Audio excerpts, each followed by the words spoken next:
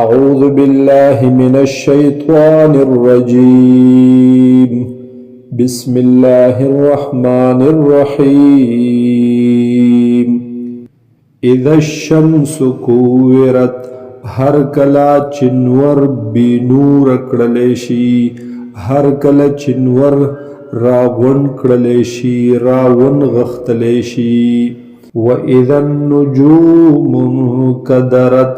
او هر کلا چې ستوري وغورځولی شي خړه کړلی شي واذا الجبال سيرت او هر کلا چې غرونه روان کړلی شي یا والوځولی شي واذا العشار عطلت او هر کلا چې د لسو میاشتو بلار بوخه عطلت پری خودلی شي آزاد کړلی شي واذا الوحوش حشرت او هر کلا چې ځنګلي ځناور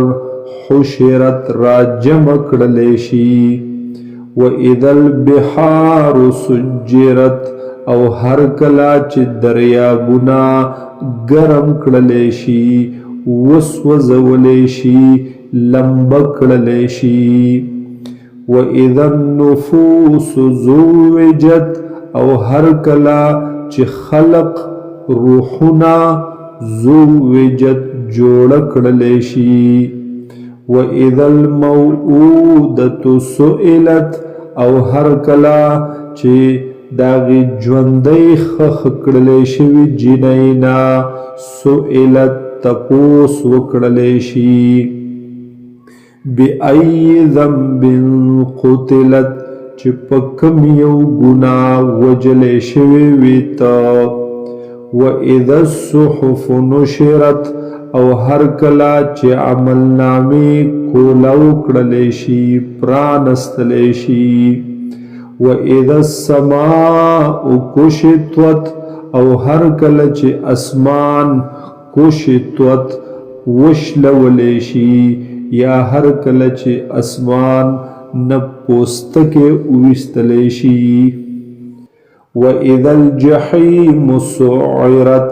او هر کله چې دوزخ ګرم کړلی شي بل کړلی شي یا تیز کړلی شي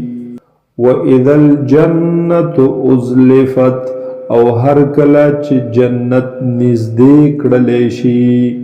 علمت نفس ما احضرت نوب پیجنی پوه بشی هر یو نفس ما پها غس احضرت چې راوړي دي د چې حاضر کړي دي د خپل عملونو نه فلا اقسم بالخنس پس قسم می دی بالخنس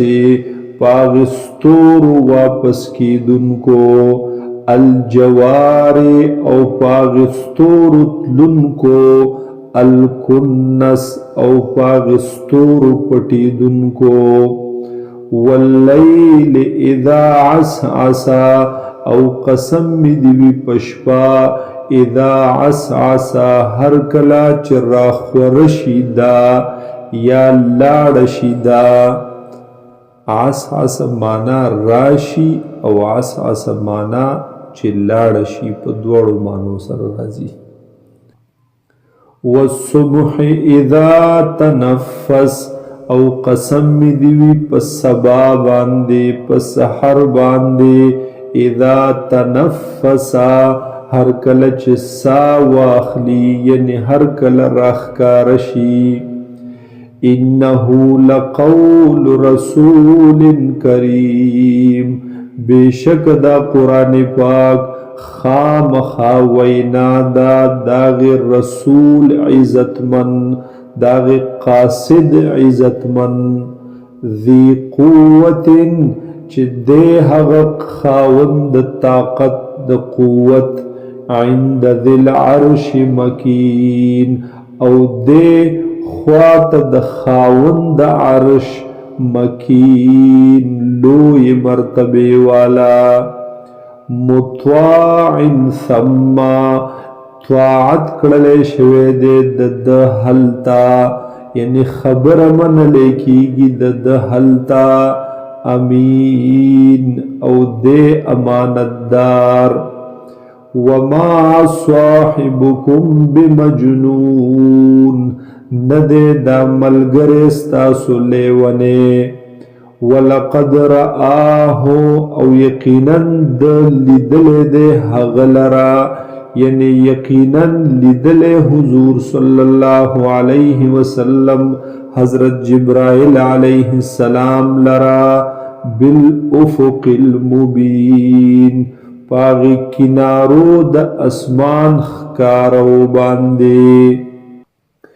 وما هو على الغیب بضنین او ندے دے بیانولو د غیبو کے بضنین شمتیا کون کے بخل کون کے وما هو بقول شیطان الرجیم او ندے دا قرآن پاک کلام د شیطان رټلې شوی خبرې د شیطان رټلې شوی فأین تذهبون پس کم خوا روان یې تاسو چرته کې روان یې تاسو ان هوا ندے دا قرآن پاک الا ذکر للعالمین مگر دے نصیحت د پاره د مخلوقاتو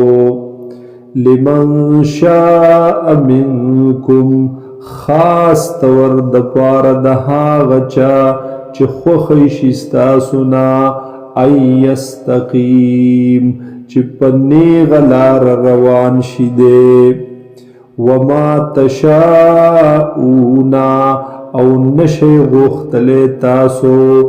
الا ان یشاء الله رب العالمین مگر هغه څه چې وغواړي الله چې رب د مخلوقاتو دی